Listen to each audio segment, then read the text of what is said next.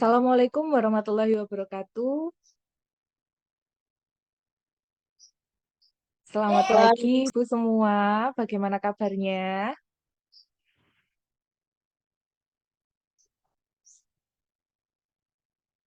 Ya, terima kasih untuk waktunya hari ini. Sebelumnya saya ucapkan selamat pagi dan semangat pagi. Perkenalkan, nama saya Rafika Rosalia dari SMK Negeri 1 Klego, calon guru penggerak Angkatan 9 Kabupaten Boyolali. Di sini saya akan membagikan budaya positif yang ada di sekolah saya. Seperti itu, nggih, Bapak Ibu semuanya. Sebelumnya, ini ibu-ibu semuanya sudah tahu belum apa itu budaya positif? Ada yang sudah paham mungkin? Belum, Ye. Ada yang sudah, ada yang belum. Oke, ini langsung saja. Pertama-tama, puji syukur, alhamdulillahirrahmanirrahim, kita dapat berkumpul dalam ruang Zoom ini dalam keadaan sehat walafiat, tanpa kekurangan apapun. Tidak lupa, sholawat salam selalu kita berikan kepada junjungan kita Nabi besar Muhammad Shallallahu Alaihi Wasallam yang kita nantikan syafaatnya di yaumul kiamah nanti. Nah, Bapak Ibu semuanya, untuk hari ini saya akan memandu, tidak bermaksud untuk menggurui, tidak bermaksud untuk merasa lebih pintar, tidak bermaksud untuk apa ya, menonjolkan diri, boten. Di sini saya hanya berbagi terkait budaya positif yang ada. Apa itu budaya positif, sejarahnya budaya positif, penyebabnya harus ada budaya positif, seperti itu, nggih. Untuk itu, sebelumnya kita ice breaking dulu boleh? Kalau boleh, coba semuanya mikrofonnya di-on-kan. Alah. Siap. Oke, mikrofonnya semuanya di-on-kan. Di sini, Bapak Ibu semuanya sudah pernah mengenal lagu Kepala, Pundak, Lutut, Kaki. Sudah pernah? Pasti sudah pernah kan? Nah, di sini kita akan ganti. Dari kepala, pundak, sikut, jari. Gitu ya. Kepala, pundak, sikut, jari. Jangan lupa di sini kepala, pundak, sikut, jari. Seperti itu. Dan gerakannya pun sama. Kepala, pundak, sikut, jari. Seperti itu, Ge. Kepala, pundak, sikut, jari. Sudah siap? Kita tes dulu pemanasan, Ge. 1, 2, 3. Kepala, pundak, sikut, jari. Kepala, pundak, sikut, jari, jari, sikut, kepala. Pundak, sikut, jari, jari, sikut. Ya, Jari sikut kepala. Silakan fokus lagi. Sekali lagi kita tes lagi ya. Kepala, pundak, sikut, jari, sikut, jari, kepala, pundak, jari, sikut. Ayo. Masih banyak yang kesana kemari ini belum fokus ini ya, ibu-ibu semua ini. Nggak apa-apa. Oke, karena pemanasan sudah sedikit lebih semangat, ini saya langsung bagikan presentasi. Izin untuk share screen, Ge. Sebentar. Oke, sudah terlihat ibu-ibu semua? Sudah. Sudah, Bu. Ya. Di sini saya Rafika Rosalia akan berbagi budaya positif tentang pemahaman konsep dan juga contohnya. Nah, sebelum kita membahas tentang budaya positif, kita harus menilik kembali sejarahnya. Kenapa sih penting ada budaya positif? Nah, budaya positif ini didorong karena adanya perubahan paradigma dalam belajar. Apa itu paradigma belajar? Paradigma belajar adalah cara pandang terhadap proses pembelajaran.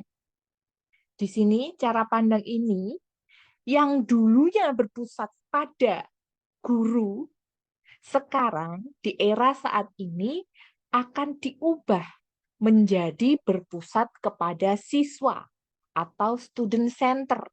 Nah, paradigma baru inilah yang dicoba dan digaungkan untuk saat ini menjadi pedoman guru-guru milenial atau guru zaman now atau guru-guru yang sekarang mungkin sedang mendidik anak-anak Gen Z seperti itu, nggih. Kemudian di sini erat kaitannya dengan disiplin positif karena adanya perubahan paradigma student center perlu adanya disiplin positif. Nah, secara umum disiplin positif adalah suatu pendekatan untuk menerapkan disiplin dari dalam diri anak tanpa hukuman dan hadiah. Disiplin positif ini diterapkan dalam lingkungan keluarga maupun lingkungan sekolah dengan mengharapkan tidak ada tindak kekerasan di dalamnya. Jadi diharapkan kita memberikan pengertian kepada anak itu sendiri. Jadi anak itu secara sadar tahu mana yang benar, mana yang salah, tanpa dihukum secara fisik ataupun verbal, ataupun dihukum secara kalau zaman dulu membabi buta seperti itu. Nah, pendekatan disiplin positif itu bukan mengenai anak didik secara langsung, melainkan bagaimana cara orang dewasa memberikan dampak dan pengaruh positif kepada peserta didiknya. Pendekatan disiplin positif menitik beratkan pendekatan yang positif tanpa kekerasan, motivasi, merefleksi kesalahan, kemudian menghargai, membangun logika, dan bersifat jangka panjang. Jadi di sini disiplin positif itu dimulai dari kita, orang dewasa yang ada di sekitar anak-anak. Kita harus menjadi contoh terlebih dahulu, kemudian memberikan pendekatan-pendekatan secara emosional kepada anak. Akhirnya anak itu akan timbul kesadaran diri. Jadi prinsipnya disiplin positif seperti itu. Nah, sebelum kita masuk ke disiplin positif contoh nyatanya, kita harus paham dulu sebenarnya motivasi manusia itu seperti apa toh? Motivasi perilakunya itu seperti apa? Nah, di sini ada 3. Motivasinya, yang pertama ada untuk menghindari ketidaknyamanan atau hukuman. Itu sudah wajar motivasinya. Anak-anak nggak mau dihukum. Itu motivasi eksternal. Kemudian untuk mendapatkan imbalan atau penghargaan dari orang lain. Nah, ini motivasi eksternal. Anak-anak yang pintar mungkin akan berharap dirinya dipuji, mungkin berharap dirinya diberi hadiah, menang, dapat piala, dan lain sebagainya. Kemudian, itu juga merupakan salah satu motivasi eksternal mereka untuk berbuat sesuatu. Mungkin baik, mungkin buruk, dan lain sebagainya. Kemudian untuk menjadi orang yang mereka inginkan dan menghargai diri sendiri dengan nilai-nilai yang mereka percaya. Ini motivasi internal. Nah, motivasi internal ini loh yang mau kita dalami, yang mau kita masuki, agar mereka itu mengidolakan kita sebagai gurunya, agar kita itu menjadi sosok yang bisa menjadi panutan, guru yang dirindukan, guru yang dicontoh, seperti itu. Lanjut, kebutuhan dasar manusia itu ada 5, Bapak Ibu. Tanpa kita sadari, kebutuhan ini memang ya itu yang dibutuhkan gitu. Apa sih kebutuhan dasar yang pertama? Gitu ya. Kebutuhan bertahan hidup, survival. Itu kebutuhan kita. Sandang, pangan, papan, itu kebutuhan yang bersifat fisiologis untuk bertahan hidup. Ini yang dibutuhkan kita sebagai manusia maupun peserta didik kita. Kita harus wajar, harus memahami anak-anak. Mungkin mereka tiap individunya berbeda. Makanannya berbeda, ada yang sarapan, ada yang nggak sarapan, dan lain sebagainya. Kemudian ada kebutuhan tentang kasih sayang dan rasa diterima, yaitu kebutuhan untuk memberi dan menerima kasih sayang itu adalah meliputi keinginan untuk berhubungan dengan orang lain. Silaturahmi dengan keluarga, dengan teman, dengan pasangan, dengan mungkin kelompok belajar, kelompok bermain. Itu kebutuhan wajar yang diinginkan oleh setiap makhluk hidup, termasuk manusia. Kemudian ada lagi yang namanya kebutuhan tentang penguasaan atau pengakuan atas kemampuan. Nah, di sini adalah kebutuhan yang berhubungan dengan kekuatan untuk mencapai sesuatu. Diakui prestasinya, keterampilannya, dan didengarkan pendapatnya.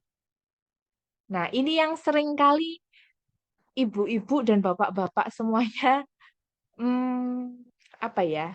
acuh tak acuh. Hanya, oh ya sudah, bagus, boleh duduk kembali, sudah seperti itu. Tapi kurang menekankan pengakuan kita terhadap apa yang sudah diraih anak. Seperti itu. Lanjut, ada lagi yang namanya kebutuhan kebebasan. Nah, kebutuhan kebebasan itu adalah kebutuhan akan kemandirian untuk memberikan mereka waktu dan kesempatan untuk mengemukakan pendapat dan pilihannya sendiri. Tidak kita dikte selalu seperti itu, nggih, ibu-ibu. Nah, dari kebutuhan-kebutuhan itu, sebentar, dari kebutuhan-kebutuhan ini, Bapak Ibu ada yang belum dipahami? Yang terakhir ada kebutuhan tentang kesenangan. Kebutuhan makhluk hidup atau kebutuhan manusia tentang kesenangan. Ada yang menjalankan hobi, ada yang belanja, ada yang bermain, ada yang traveling, ada yang mancing, dan lain sebagainya. Itu adalah kebutuhan tentang kesenangan. Seperti itu. Nah, jadi 5 kebutuhan dasar manusia itu semuanya adalah keinginan-keinginan yang sudah dirangkum dan sudah disepakati bersama seperti itu, nggih. Nah, di sini ada studi kasus. Ada studi kasus Sinta, seorang anak kelas 11.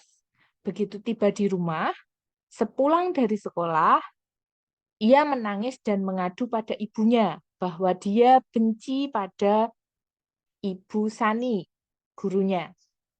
Nah, menurut Anda, kebutuhan apa yang berusaha dipenuhi oleh Sinta? Nah, tadi kita berpikir ulang tentang 5 kebutuhan dasar manusia tadi. Yang pertama, ibu guru bilang, aku tidak boleh bersenandung sewaktu mengerjakan tugas. Katanya kelas harus tenang, tidak ada suara. Kan nggak seru jadinya. Nah, kalau ini kebutuhan apa, ibu-ibu? Kira-kira kebutuhan apa dia? Ada yang mau memberikan pendapat?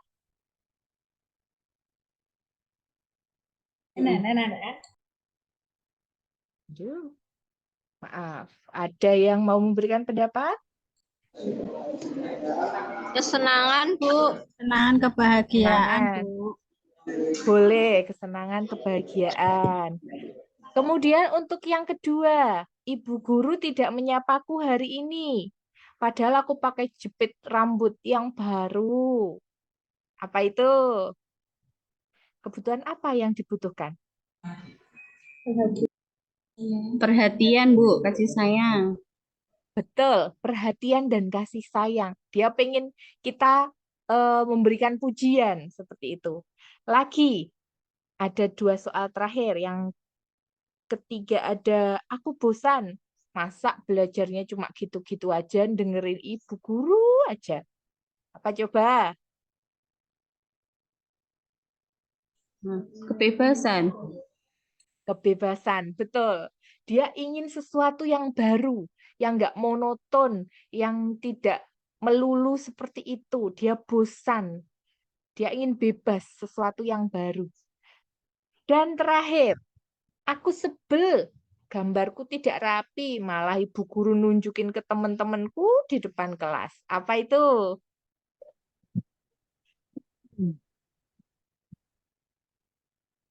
Apa kira-kira? Penguasaan, Bu. Penguasaan. Ya, dia ingin walaupun dia tidak mampu, Penguasaan, tapi Bu. betul sekali. Walaupun dia tidak mampu, tapi seyogyanya jangan apa ya? Kalau bahasa kita diisin-isin kali ya. Apa itu kalau bahasa Ya, bahasa Bu. Indonesia apa ini? Ya, betul sekali. Terima kasih Ibu-ibu. Nah, di sini saya ada sebuah video terkait 5 kebutuhan dasar manusia. Silahkan disimak baik-baik, G.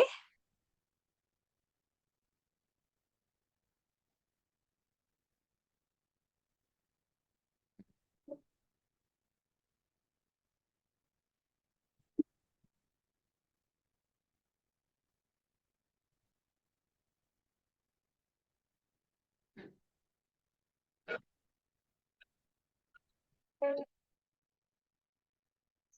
dan bahagia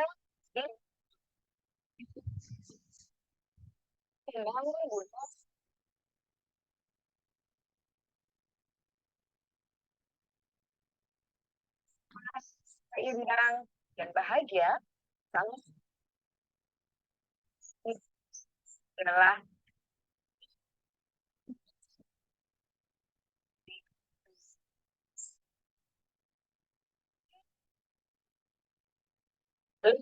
kebutuhan dasar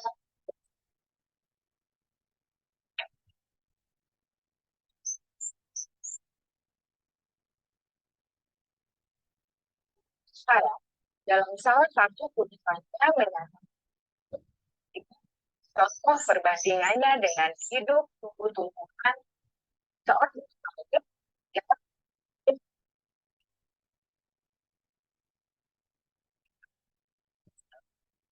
berbeda dan penuh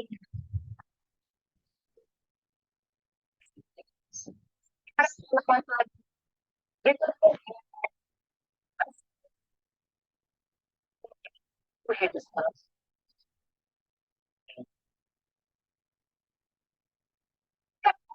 kami baca itu guru berusaha menuntut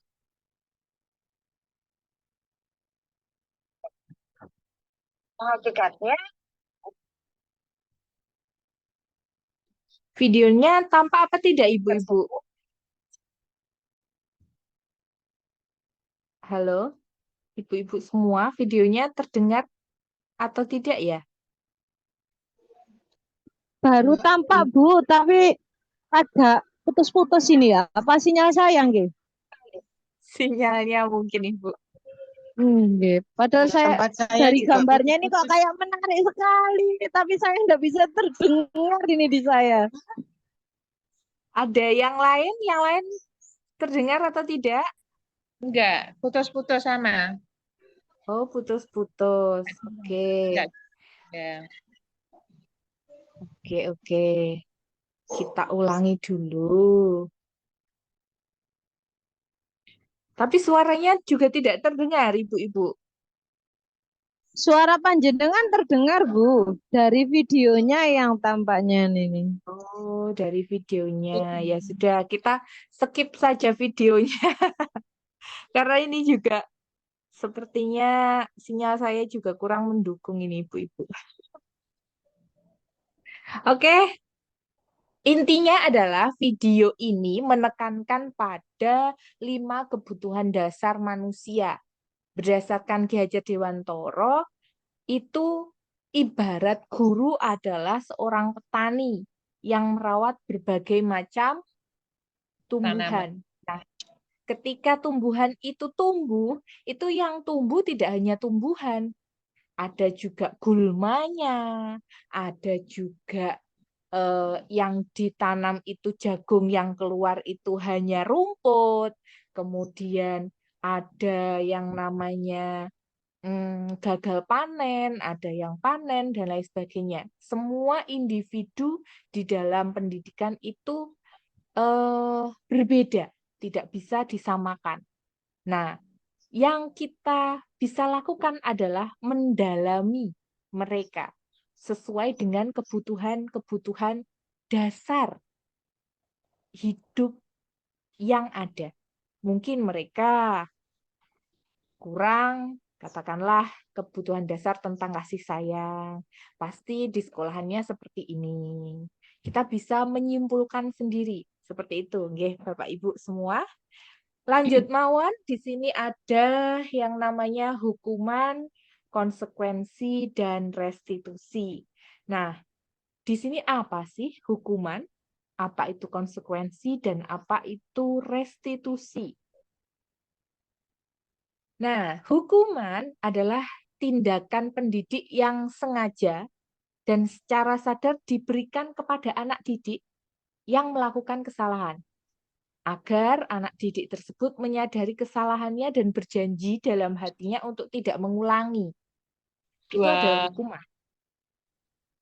25. Kemudian, untuk konsekuensi adalah akibat dari suatu Ustaz, perbuatan atau pendirian.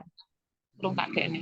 Kemudian, untuk restitusi adalah proses menciptakan suatu kondisi bagi murid untuk memperbaiki kesalahan, sehingga mereka bisa kembali pada kelompok mereka dengan karakter yang lebih luas. Di sini, kita sudah tidak lagi melakukan hukuman. Sebaiknya kita mulai ke konsekuensi dan restitusi. Nah, di sini ada beberapa contoh. Coba, kalau hukuman adalah suatu tindakan yang tidak sinkron antara keinginan atau kesalahan dengan pendidikannya, seperti itu. Nah, di sini ada contohnya, 1, 2, 3, 4. Coba, ibu-ibu perhatikan baik-baik, mana yang itu hukuman, mana yang itu konsekuensi. Sebentar, ya. Lari mengelilingi lapangan karena terlambat hadir di sekolah, itu termasuk hukuman atau konsekuensi? Ayo, ibu-ibu semua. Lari mengelilingi lapangan, itu hukuman atau konsekuensi? Hukuman. Hukuman, betul sekali. Karena antara lari dengan terlambat sekolah itu nggak ada sinkronnya, nggak ada nilai positif dari sebelum dan sesudah. Itu masuknya hukuman. Kemudian yang kedua, membersihkan coretan yang dibuatnya di meja tulis. Konsekuensi. Konsekuensi, betul. Selanjutnya, pertanyaan ketiga, menggantikan kertas tugas teman yang sudah dicoret-coret. Menggantikan kertas. Tanggung jawab. Menggantikan. Ya, tanggung jawab itu masuknya konsekuensi. Lanjut, yang terakhir, berdiri di depan kelas sambil mengangkat kaki satu karena tidak bisa menjawab pertanyaan. Hukuman. Hukuman, betul. Jadi dari sini bisa ya, ibu-ibu semua membedakan antara apa itu hukuman dan apa itu konsekuensi. Hukuman itu tidak ada relevannya antara apa yang diperbuat dan apa yang harus dia lakukan untuk mengganti hukuman. Kalau konsekuensi, karena dia berbuat itu, maka agar itu lebih baik, maka dilakukanlah kegiatan yang berhubungan dengan konsekuensi. Seperti itu ya, ibu-ibu. Yeah. Nah, di sini ada yang namanya hukuman, konsekuensi, dan restitusi. Tabelnya, seperti dilihat ibu-ibu semua, di sini ada yang namanya hukuman, ada yang namanya konsekuensi, dan restitusi. Nah, hukumannya, sesuatu yang menyakitkan harus terjadi. Nah, di sini ada ketidaknyamanan murid dalam jangka panjang. Tapi kalau konsekuensi itu mungkin jangka ketidaknyamanan anak-anak hanya pendek. Selesai-selesai, seperti itu.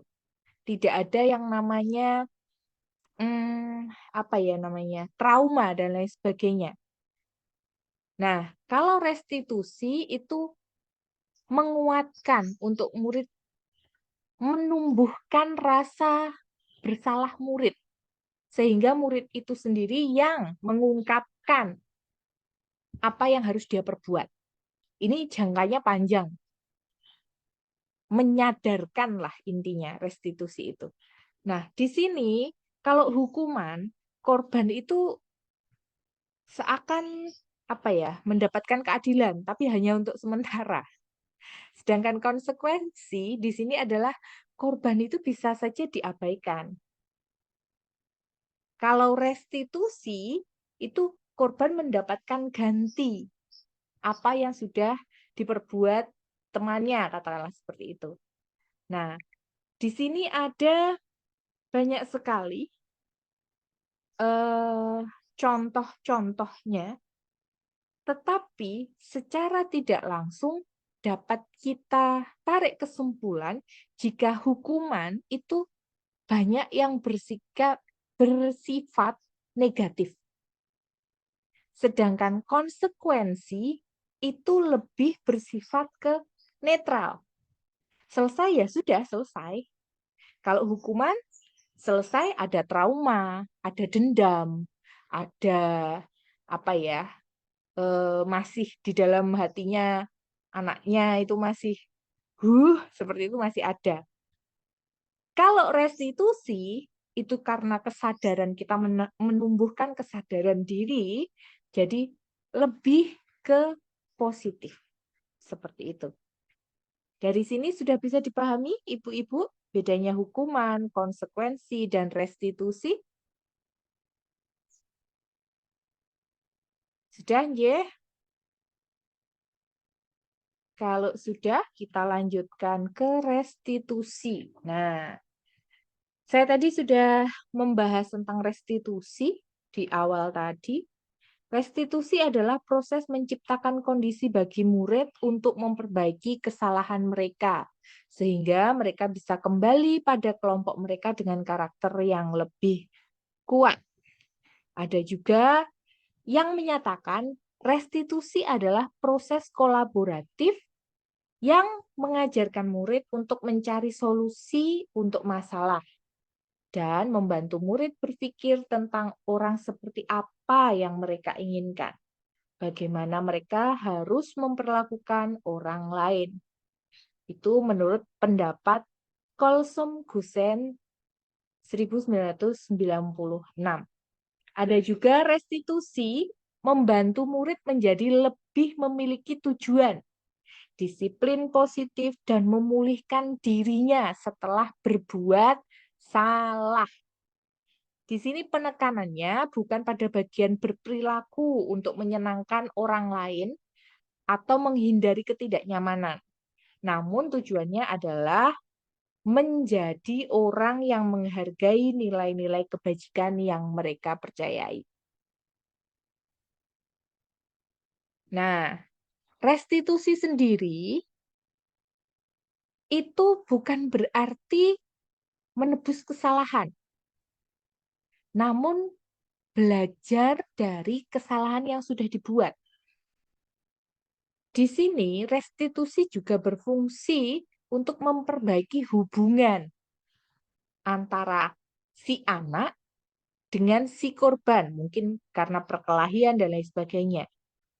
Nah, di sini restitusi itu adalah tawaran, bukan lagi paksaan dari Bapak Ibu guru, bukan lagi paksaan dari orang tua, tapi tawaran. Kita memberikan tawaran. Kemudian ada lagi, restitusi itu menuntun untuk melihat ke dalam diri. Sudah benarkah perbuatan yang dibuat? Sudah baikkah perilaku yang dilakukan? Seperti itu. Kemudian, restitusi ini fokus pada pengembangan karakter, bukan tindakannya saja. Restitusi menguatkan dan restitusi fokus pada solusi. Ya, restitusi itu fokus pada solusi. Sekali lagi. Kemudian ada restitusi yang mengembalikan murid yang berbuat salah pada kelompoknya agar kembali diterima dengan baik di kelompok yang sudah dia merasa nyaman. Seperti itu. Di sini ada segitiga restitusi. Nah, jadi restitusi itu ada langkah-langkahnya, Ibu. Semuanya ada 3, makanya dinamakan segitiga restitusi. Nah, yang pertama adalah menstabilkan identitas. Nah, di sini adalah mengubah identitas anak yang gagal karena melakukan kesalahan untuk menjadi orang yang sukses atau lebih baik. Di sini kita kalau bahasa Jawanya ngeluh-ngeluh dulu, ngelulu. Kita menyadarkan mereka bahwa memang manusia itu nggak ada yang sempurna, bahwa manusia itu selalu melakukan kesalahan, bahwa kita guru pun juga pernah melakukan kesalahan, seperti itu. Nah, di sini peran penting kita sebagai guru, sebagai orang yang lebih dewasa, menstabilkan identitas mereka.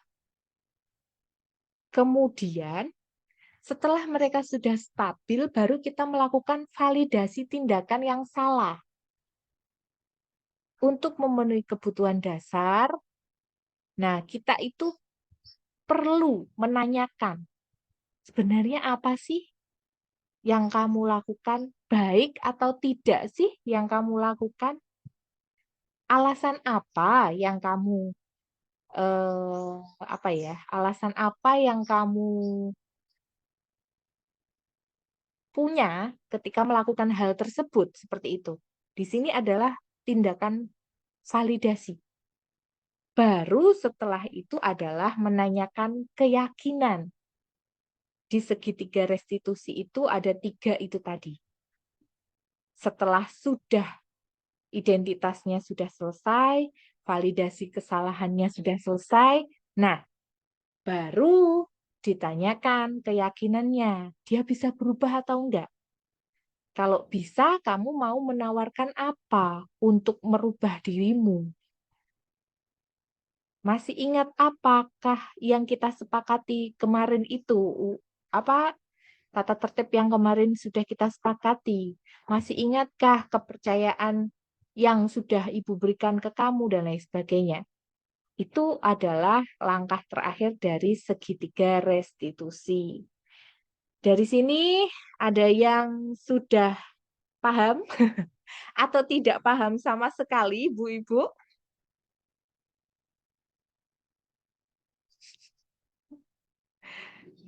Sudah paham semua ya? Bu Narni sudah paham?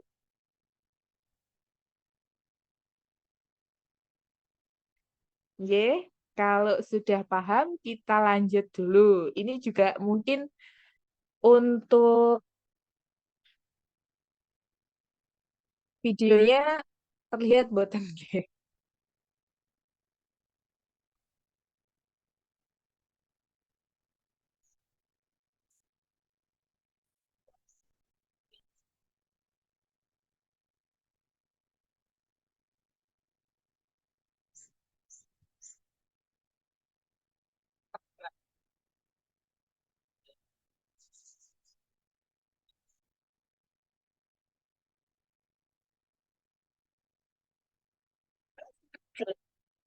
Pakar pendidikan Dian Lawson berlandaskan pada teori kontrol William Gleason.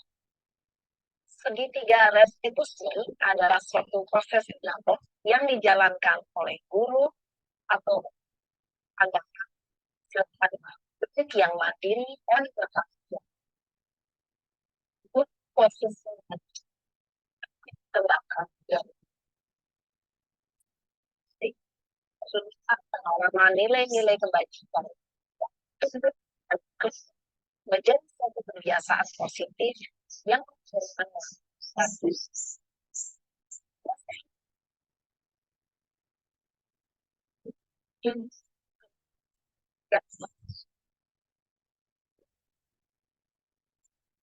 identitas. Sisi yang kedua,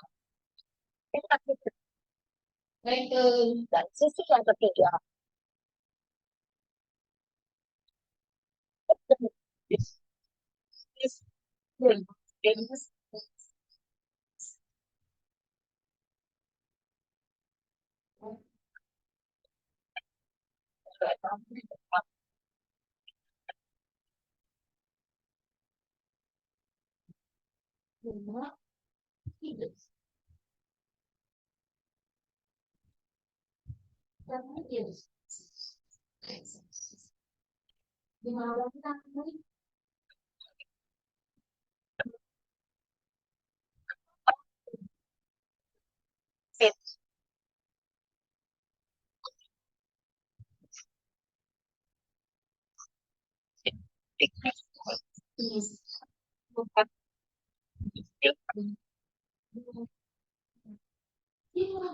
ya, pada saat itu baru kayak banget saya bentak dia di mana lain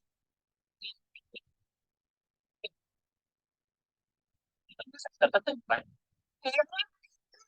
aja saya gitu tukang fitnah tahu aja kan tidak sabar lagi hanya membentak-bentak iya pak masih bersabar dan hanya membentak saja sudah gemes pada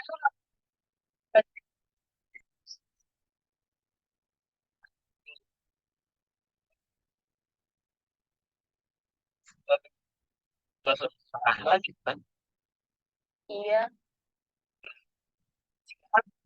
lihat lagi tindakan kamu yang menentukan tindakan kamu itu kira-kira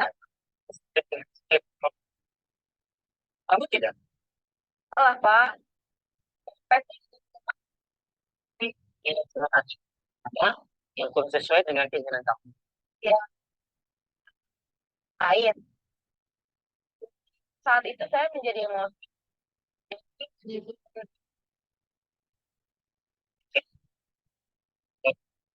buat iya kita harus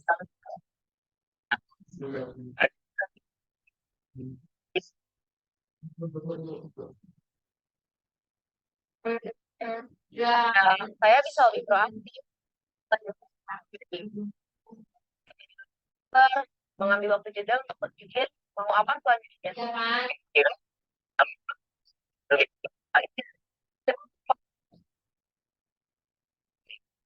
kamu akan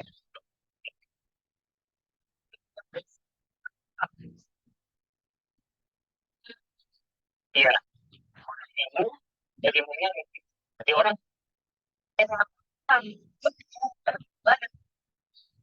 nah, kalau yuk kita pikirkan bagaimana memperbaiki masalah ini.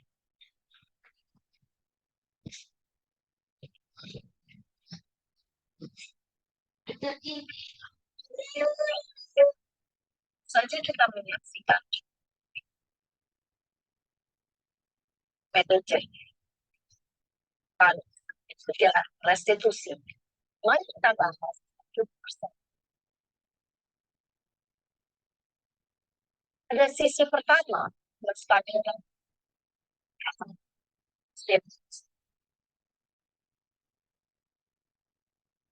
dan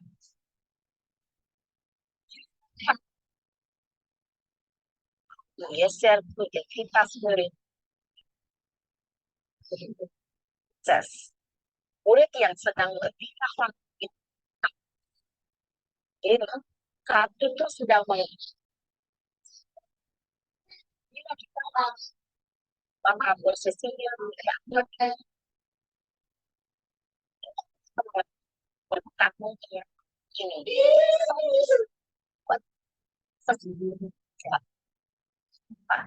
manusia tidak ada yang sempurna.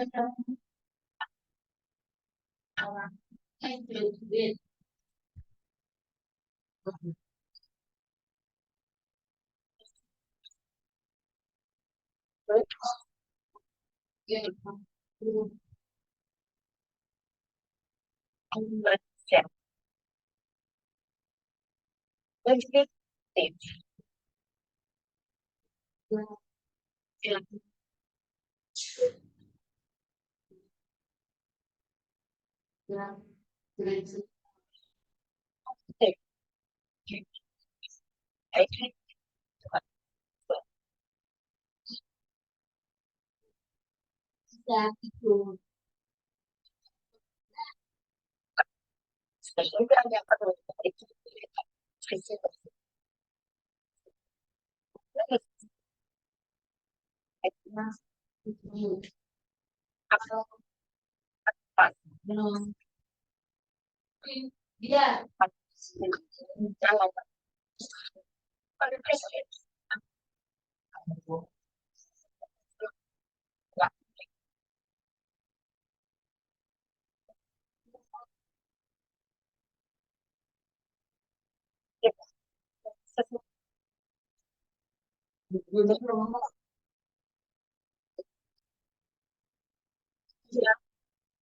Motivasi secara validasi dan identitas sukses setelah setiap dan keyakinan yang ada yang pasti. Kiranya saya ingin menjadi orang yang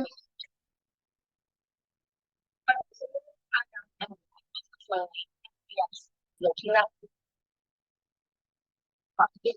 sebagai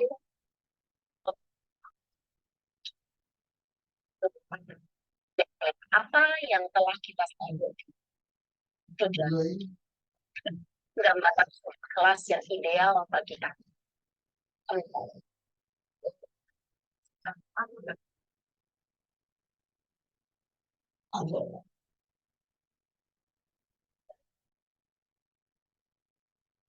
Perhatikan beberapa berkaitan dengan nilai-nilai atau keyakinan yang telah disepakati.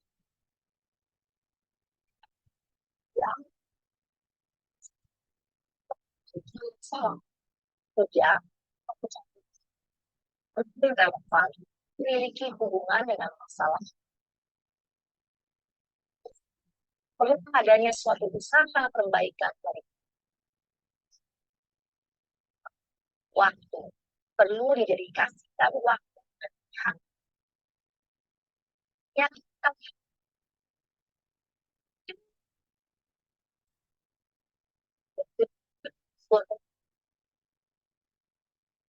kita dapat kapan posisi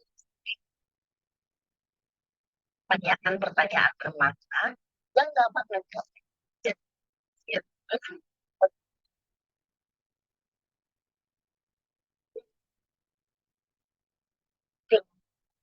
dalam segitiga restitusi. Tergantung pada misalnya, bila permasalahan bila tidak dijalankan secara sudah hidupnya itu kita dan bagi saja boleh menjadi cara produktif dan dapat menyelesaikan permasalahannya sendiri dan mereka. Jika itu Bapak Ibu hebat.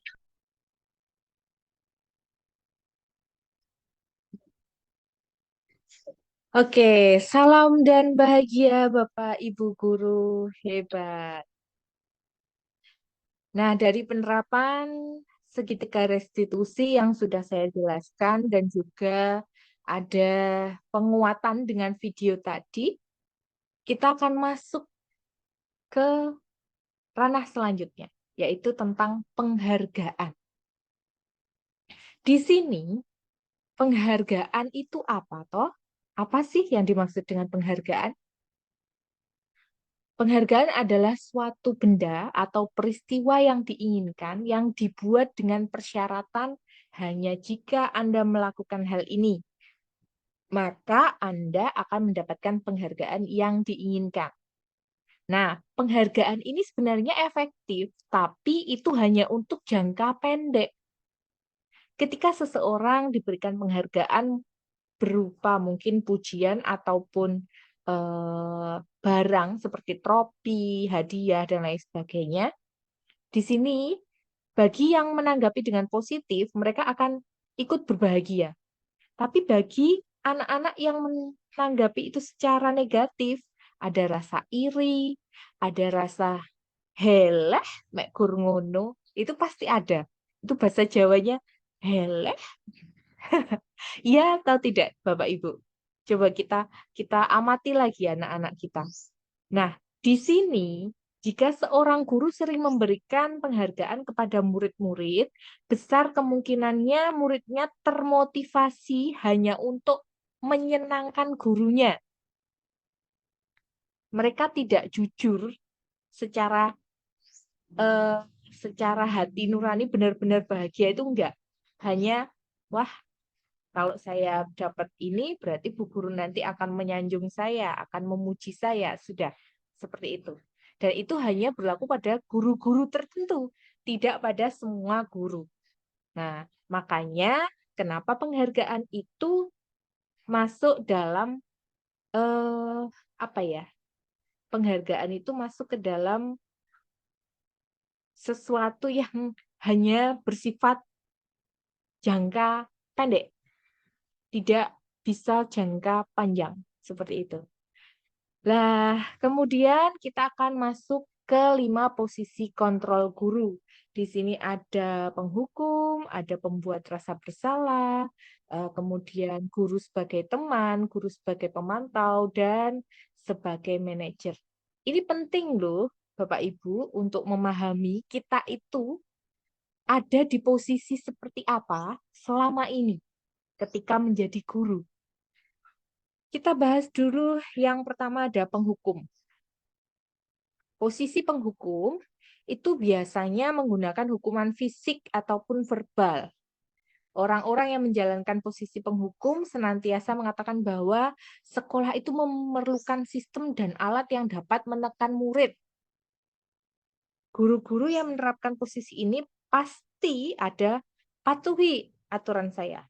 Kamu ini selalu saja salah. Seperti itu. Nah, cirinya adalah nada penghukum ini tinggi. Bahasa tubuhnya melotot, jarinya menunjuk-nunjuk, menghardik. Nah, ayo Bapak Ibu guru semuanya. Pernah pada posisi penghukum? Kalau saya pernah. Lanjut, pembuat rasa bersalah. Di sini posisi guru itu ngeluh-ngeluh kalau bahasa Jawanya ya, bersikap lembut, kemudian memberikan rasa nyaman, baru setelah itu memberikan rasa bersalah.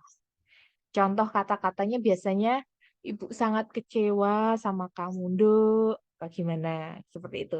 Di sini contoh ciri khasnya adalah nada suara dari guru itu halus, memelas, sedih seperti itu.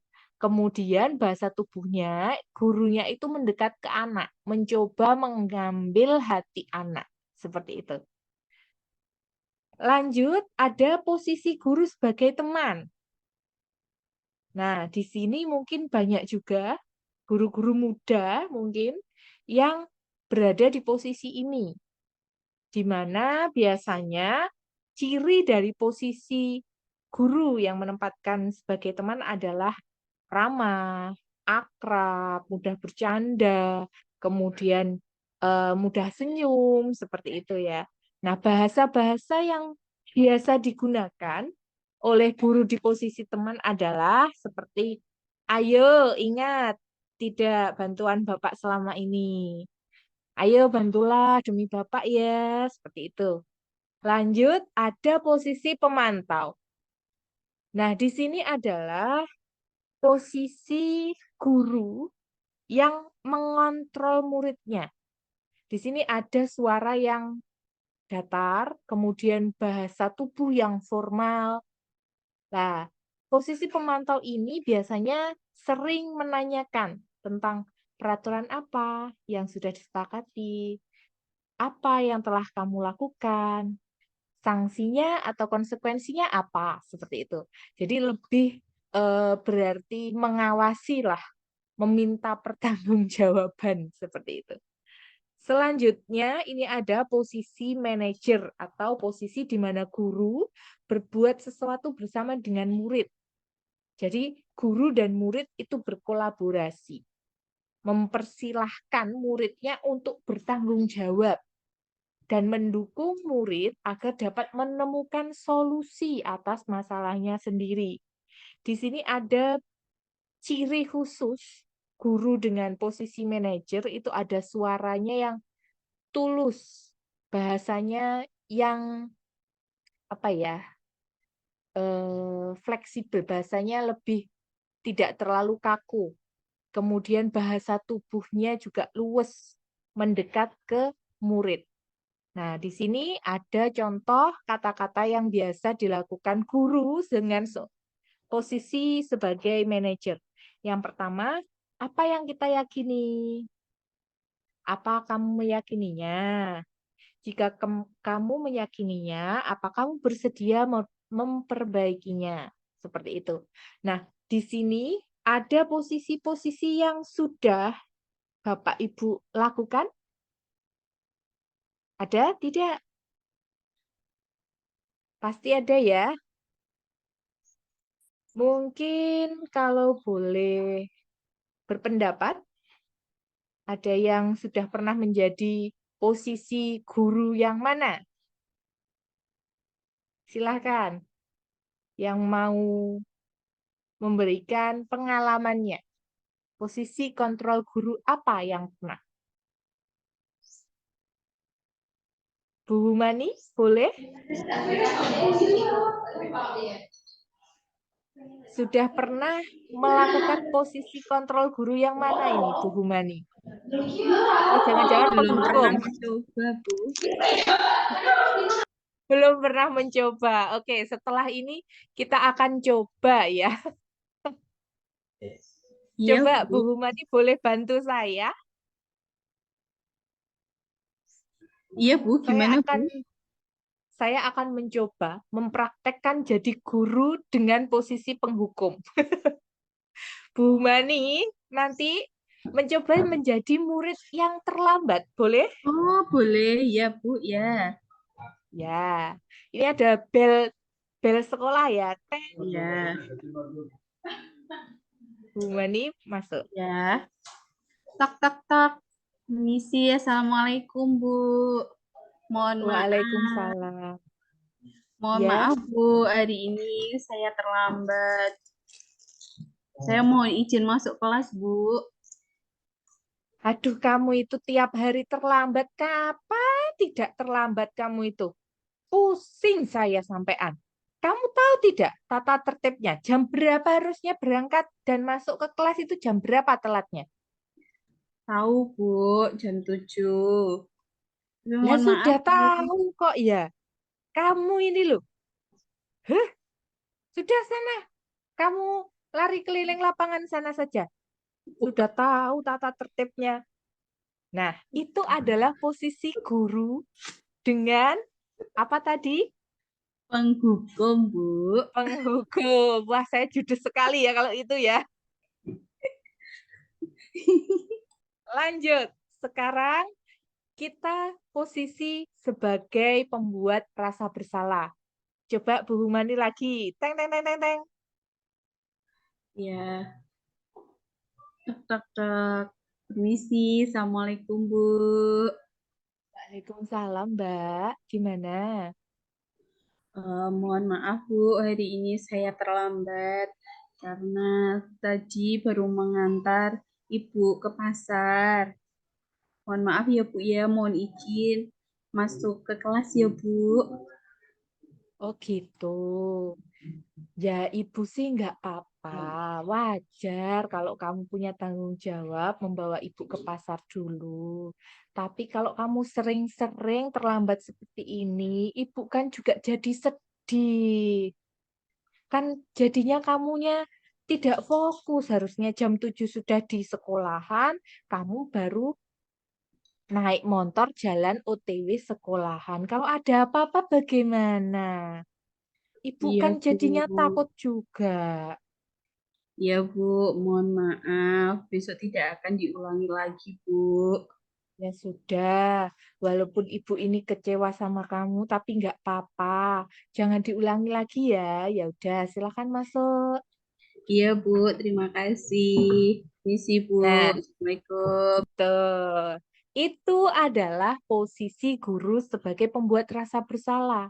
Jadi ada nada-nada yang halus yang dilontarkan ketika berbicara. Nah, masih ada nada posisi guru sebagai teman. Kita lanjutkan dengan Bu Humani atau yang lain? Ada siapa ya ini ya? Eh, lanjut Bu Humani saja. Satu lagi aja. Oh, Lanjut iya, Bu. Bu Humani. Siap. Yang posisi teman ya. Silahkan Bu Humani. Iya. Teng, teng, teng, teng. Assalamualaikum, Bu. Misi. Waalaikumsalam. Bu, mohon maaf. Saya hari ini terlambat. Mohon izin ya, Bu, Iya. ya. Ya udahlah, nggak apa-apa, wes. Tapi lain kali jangan diulangi ya. Kamu ini. Buat Iya, Bu. Burusa juga biar nggak dimarahin juga. Kalau kamu terlambat terus kan Burusa juga dimarahin juga. Wali kelasnya Burusa. Iya, Bu. Terima kasih, Bu. Dadah. Ya udah, semangat ya. Assalamualaikum. Iya. Waalaikumsalam, semangat. Oke, itu adalah contoh dari posisi teman. Nah, sudah Bapak Ibu kita lanjutkan materinya. Kalau nanti terlalu lama memberikan contoh, saya nanti juga pusing ya. Langsung ke budaya positif. Nah, di sini budaya positif yang paling mudah dan sudah ada sejak zaman jadul, zaman dahulu kala, itu ada 5R. Ada resik, ada ringkas, ada rapi, ada rawat, ada rajin. Nah, di sini Bapak Ibu semuanya bisa lihat di tabel. Ringkas itu maksudnya apa? Singkirkan barang yang tidak diperlukan. Jadi mungkin kalau ada buku-buku atau tugas-tugas anak-anak yang mungkin hanya berdurasi jangka pendek, segera dikembalikan saja tugasnya ke anak-anak, biar ringkas. Biar tidak menumpuk di dalam meja ataupun di atas meja. Rapi, maksudnya apa? Menata dan menyimpan peralatan dengan rapi. Mungkin Bapak Ibu yang punya prototipe atau contoh hasil siswa, hasil belajar siswa atau apa, prototipe dan lain sebagainya, itu ditata dengan rapi. Kemudian resik di sini adalah menjaga kebersihan tempat kerja. Jadi disapu, lampu, Sebentar dan ya, lain Mbak, kita lakukan sebagainya. 5 menit. Silakan dibaca. Kemudian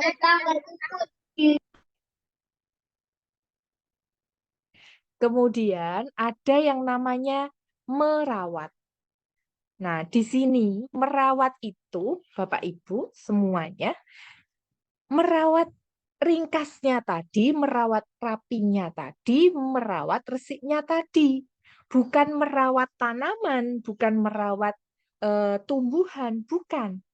Tapi merawat apa yang sudah kita lakukan secara kontinu. Ini loh yang sering disalahartikan dengan rawat yang dimaksud di 5R dengan rawat yang dimaksud dengan pribadi individu. Ya, rawat di sini itu adalah kontinuitas dalam menerapkan kebiasaan ringkas, rapi, dan resik itu sendiri. Bukan merawat tanaman, bukan merawat tumbuhan, bukan. Nah, di sini baru yang terakhir adalah rajin atau disiplin yang dimulai dari diri sendiri. Nah, 5R ini sebenarnya sesuai dengan tingkatan ibu-ibu semua. Dari ringkas dulu, dari ringkas itu masuk ke rapi. Rapi masuk ke resik, resik masuk ke rawat, rawat masuk ke rajin. Kalau kalau 5-5-nya langsung dikerjakan, itu juga bagus. Tapi itu hanya jangka waktu yang pendek. Mungkin hanya hari itu tok, setelah itu bye. Sudah selesai. Tidak dilakukan lagi. Seperti itu. Nah, budaya positif selanjutnya ada yang namanya 3S. Di sini ada salam, senyum, dan sapa. Di sini juga penerapannya sungguh sangat dibutuhkan kepada semua orang, sivitas akademika di sekolahan maupun di luar lingkup sekolahan. Jangan kalau sama Bapak Ibu guru itu senyum, tapi sama mungkin mohon maaf, petugas kebersihan itu sewot. Jangan, tapi sama, semuanya adil. Senyum, sapa, salam. Kalau ada mungkin Bapak Ibu guru yang galak gitu, bukannya mendekat malah melarikan diri. Biasanya muridnya seperti itu. Delik. Jangan seperti itu. Harusnya malah kita dekati, kita salam monggo Bapak, monggo Ibu, dan lain sebagainya. Nah, budaya-budaya yang remeh, tapi itu sebenarnya sangat baik yang harus kita tanamkan di sekitar kita. Ini remeh loh Bapak Ibu, tapi kalau benar-benar dilakukan, benar-benar diimplementasikan, itu kan menjadi budaya yang luar biasa positifnya. Dampaknya sampai nanti setelah mereka lulus, adat istiadat sopan santun mereka terjamin. Karena sudah ditempa dari kelas 10, 11 sampai kelas 12. Cukup nggak usah banyak-banyak budaya positif yang kita terapkan. 5R, 3S sudah selesai. Nggak usah muluk-muluk terlalu tinggi seperti apa-apa. Ini saja kalau benar-benar kita terapkan, insya Allah lulusan yang baik, yang mempunyai budaya positif akan tercipta dari sekolah kita masing-masing. Amin. Nah, terima kasih Bapak Ibu semua di penghujung presentasi ini. Saya ucapkan banyak sekali mohon maaf jika ada kesalahan. Nah, ada pertanyaan atau tidak Bapak Ibu semua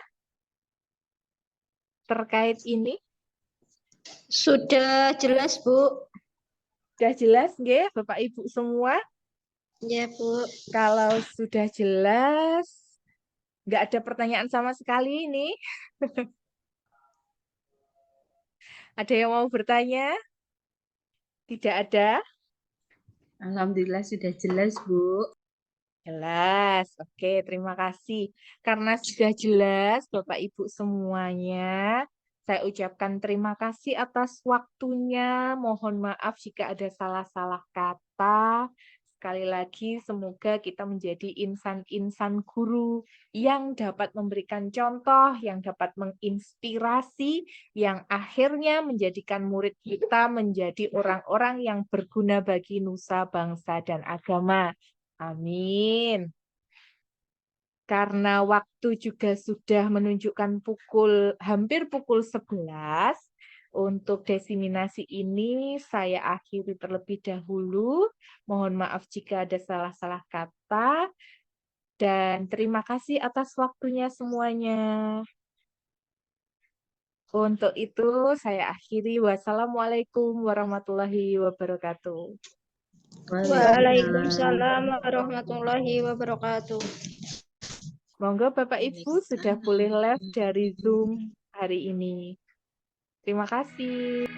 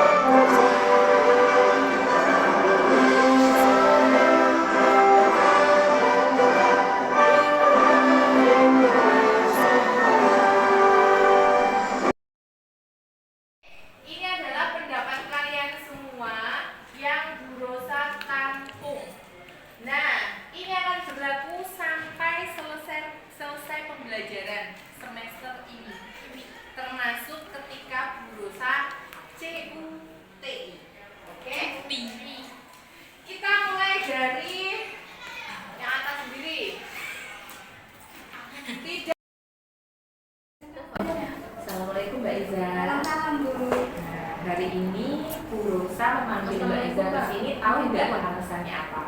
Nggak tahu ya. Sudah gini, Mbak Eza, beberapa kali kan Bu Rosa sudah mengingatkan di kelas ya, terkait kerudung, ya, jilbab yang dipakai dan juga terkait sepatu. Masih ingat? Dikit. Berapa kali Bu Rosa mengingatkan? 3 kali lebih sih, Bu. Nah, oke. Makanya hari ini karena sudah 3 kali, Bu Rosa manggil secara pribadi Mbak Eza ke ruangan Bu Rosa. Nah, di sini itu Bu Rosa mau tanya, sebenarnya kenapa toh kok pakai jilbab yang sporty dan juga nggak mau pakai sepatu kalau sudah istirahat kedua itu kenapa? Kalau untuk sepatu itu karena kan habis sholat, terus habis itu gerah. Makanya beli pakai sendal daripada pakai sepatu. jilbab selain karena lagi tren, karena nyaman. Soalnya kalau pakai yang segitiga tuh itu jadinya copot-copot. Ya, gini ya, Burosa itu sudah memberikan pengertian, pemahaman kepada Mbak Riza.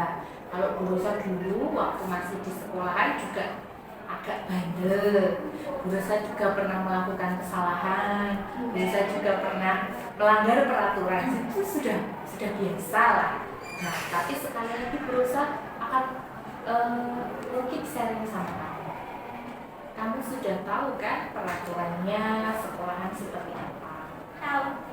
Harusnya memakai kerudung yang seperti apa? Harusnya pakai kerudungnya yang segitiga. Iya, warnanya apa? Abu. Iya. Terus sepatunya bagaimana? Harus pakai sepatu setelah sholat langsung. Kan Mbak Iza juga sudah tahu toh. Nah, di sini berusaha paham kalau Mbak Iza itu pengen bebas pakai sepatu nanti aja, pakai sandal aja lebih nyaman. Mbak Eza juga pengennya itu pakainya kerudung yang nyaman.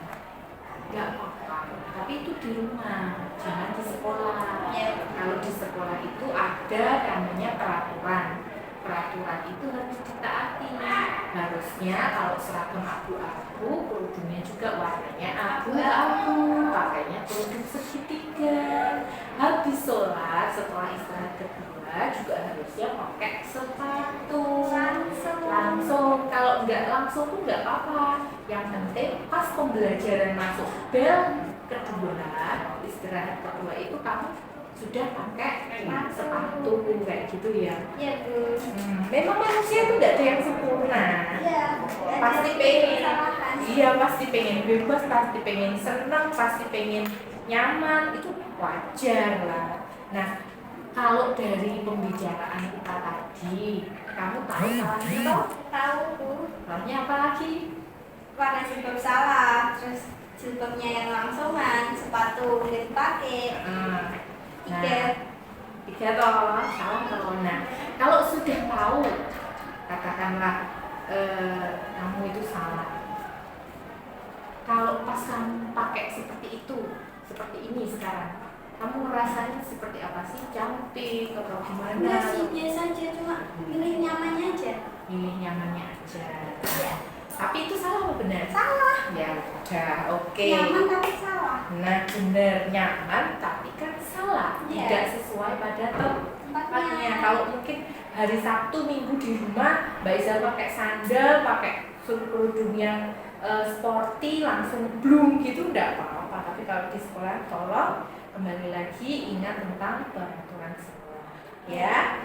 Kemudian sekarang Burosa mau tanya, setelah Burosa panggil seperti ini, kita ngobrol tentang kamu yang pengennya lebih nyaman, pakai sandal, pakai kerudung sporty. Kamu pengennya seperti apa? Pengen apanya? Setelah Burosa tanya seperti ini, Pengen berubah, pengen memperbaiki peraturan, pernah ada peraturan memperbaiki diri gitu. Terus soalnya pakai jilbab segitiga warna abu, terus pakai sepatu. Benar. Yakin nggak? Yakin, Pak.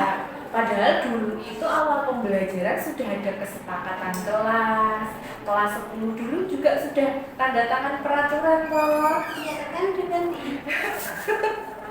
Ya sudah, ganti kelas, ganti peraturan gitu ya. Ya sudah, sekali lagi terus saya ingatkan, setelah ini kamu ingat-ingat lagi kesepakatan awal kita waktu pembelajaran seperti apa. Iya, Bu. Pakaian yang seharusnya dipakai itu seperti apa, kerudung yang layak, yang harus, yang sesuai dengan peraturan itu seperti apa. Sepatu harus dipakai karena apa? Karena posisinya ada di bengkel. Ya kalau tidak ada mungkin jarum yang jatuh ataupun listrik yang saklarnya di bawah. Kalau mau pakai sandal terus kesetrum gimana? Ya, sakit. Nah iya makanya. Jadi karena sudah paham toh tentang salahnya apa, sudah tahu konsekuensinya apa, sekarang kamu bisa nggak komitmenmu yang tadi katanya kamu Mau berubah? Mau Bisa. bisa, bener? Bener. Deal? Deal. Salaman dulu. Deal. Oke, jangan diulangi lagi Iya, Mbak bener Zia. aku. Yaudah. Hilaf. Jangan diulangi lagi pokoknya. Iya. Bu Rosa akan menekankan terkait peraturan dan juga kesepakatan yang sudah kita sepakati di awal. Sekali lagi, kalau kamu masih tetap seperti ini, Bu Rosa akan langsung panggil lagi. Bu Rosa langsung ngobrol ke wali kelas dan juga langsung ke BP. Ya, paham ya? Halo. Ya sudah, kalau gitu sekarang kamu boleh kembali ke kelas. Terima kasih untuk waktunya. Semoga next besok ketemu lagi sudah jadi cantik sesuai dengan peraturan di sekolah. Ini sudah cantik, tapi kan kalau sesuai dengan peraturan itu lebih cantik lagi. Iya. Ya sudah, sekarang boleh kembali ke Kelas. Ya, makasih Bu Nitum. Assalamualaikum Mbak Laura. Waalaikumsalam. Orang sanggul. Ayo ulangi. Bang, merasa lembut ke bujang. Orang sanggul lembut. Gerber aku. Jelasin sendiri. Assalamualaikum Mbak Laura. Waalaikumsalam. Hari ini Mbak Laura berusaha panggil ke ruangan berusaha karena ada sesuatu yang mau berusaha bahas. Nah, di sini berusaha mau tanya, kamu kalau berangkat sekolah lipstiknya memang seperti itu? Iya, ini dari rumah. Sampai siang sampai sore pulang lagi tetap pakai itu? Iya. Touch up-nya berapa kali? Berdua. Berdua. Iya, Nah, sama gitu. oke, Bu Rosa dulu itu waktu SMK juga pernah suka pakai lipstick, tapi bukan lipstick, lip gloss, warnanya bening. Jadi nggak kelihatan, nggak kayak Mbak Laura. Menurut Mbak Laura, warna coklat ya itu ya? Iya. Coklat apa merah? Coklat. Nah, coklat itu cantik gitu toh untuk Mbak Laura atau gimana? Nggak tahu, tapi kita pakai ini. Apa iya? Iya. Apa benar? Nah, Gini ya Mbak Laura, Bu Rosa juga pernah salah, Bu Rosa juga pernah dulu melanggar peraturan pakai make up dan lain sebagainya. Tapi kan sekali lagi dicocokkan lagi dengan kondisi dan situasi. Kamu kan masih sekolah, ini kan juga jam pelajaran ya. Kalau pas pelajaran terus kamu pakai make up, pakai lipstick warnanya coklat, bawanya bedak, sama bawanya itu cermin, dan itu makainya di sekolahan, di kelas pas pembelajaran Bu Rosa, kan ya itu nggak cocok. Cocok nggak? enggak. Harusnya kalau itu di rumah, di kamar, atau di kamar mandi, toilet, mall kayak gitu nggak apa-apa. Tapi kalau di kelas kan yo tidak pada tempatnya. Iya nggak? Iya. Salah. Iya salah toh. Salah mau nggak? Ayo. Salah. Sadar nggak? Sadar. Nggak sadar. Ya, Bu Rosa tahu lah kalau manusia itu nggak ada yang sempurna. Wanita itu ingin memperlihatkan diri secantik mungkin, apalagi di fase-fase kamu lah, remaja-remaja yang ingin menarik minat katakanlah lawan jenis. Oke, nggak apa-apa, nggak masalah. Cuma sekali lagi, menurut kamu salahnya di mana? Lipstiknya apa Terus, coklat. Warnanya salah. terus, Udah. udah. Kalau bawa ke sekolahan, terus pakainya pas jam-jam pelajaran kayak gitu salah bener? Salah. Salah, ya iya. Nah, menurut kamu kalau kamu pakai kayak gitu tuh cantik gitu tuh? Oh, piye? Enggak itu. Nah terus kenapa tetap mbok pakai? Bila suka. Aduh, kids zaman now ya. Oke, nih. Kalau kamu pakai yang warnanya lebih netral, lebih sama dengan lipstick, cobaan juga lebih sama dengan bibirmu, itu mungkin kelihatannya lebih baik daripada kamu pilih yang lebih gelap. Seperti ibu-ibu mau berangkat ke pasar atau kondangan, coba kamu pakainya yang lip gloss, yang pencerah bibir atau yang pelembab itu. Enggak mau. Kenapa nggak mau? Enggak cocok. Dicoba dulu daripada kamu pakainya warnanya ngejreng sekali loh. Sama Bu Rosa aja malah ininya masih tebelan kamu kok. Iya nggak? Coba dulu. Bukan nakal. Berusaha kalau kamu ingin berekspresi, kamu ingin bebas, ingin dilihat, pengen mendapatkan kasih sayang dan lain sebagainya, pengen diperhatikan. Oke, nggak apa-apa, nggak masalah. It's no problem. Cuma dilakukannya jangan di sekolah.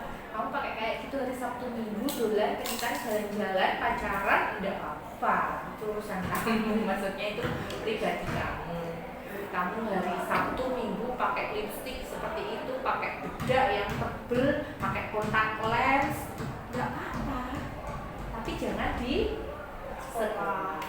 Oke, nah setelah berusaha ngobrol sama kamu, setelah kamu ngomong karena saya pengen Bu, karena biar saya cantik Bu. Nah, kamu ada keinginan apa setelah berusaha panggil seperti ini? Ganti warna lipstik mungkin.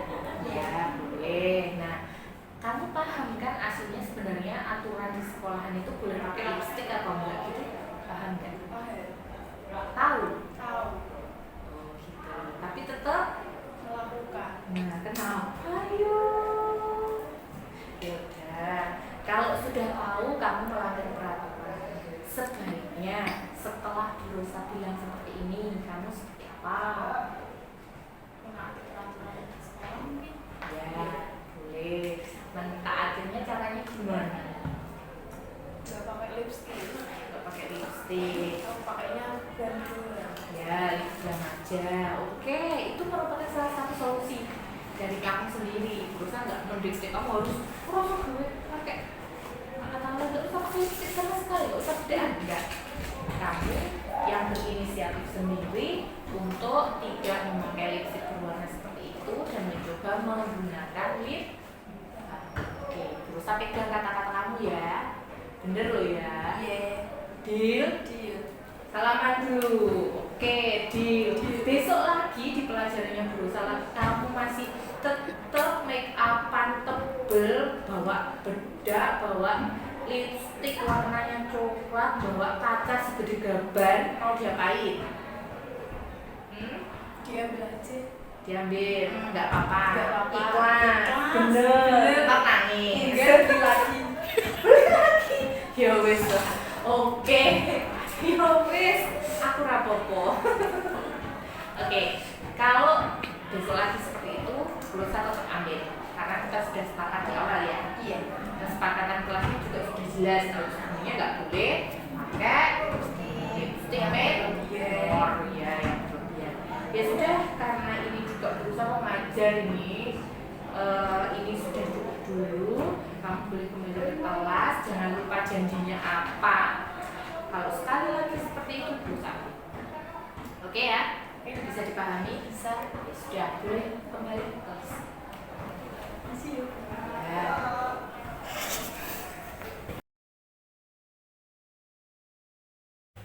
Perasaan saya ketika ada masalah, lalu Purafika melakukan penanganan dengan segitiga restitusi itu lebih nyaman, tidak seperti dimarahi, didikte dan ditakut-takuti dengan hukuman. Itu aja sih. Pendapat saya ketika segitiga restitusi dilakukan untuk menangani siswa bermasalah dengan pendekatan secara individu seperti Bu Rosa, memberikan rasa aman ketika menjawab pertanyaan, lebih seperti mengajak mengobrol dan membimbing agar saya paham salah saya. Menurut pendapat saya, ketika ada murid bermasalah dan dipanggil secara pribadi seperti Bu Rosa, lalu memakai metode segitiga restitusi itu lebih menyenangkan.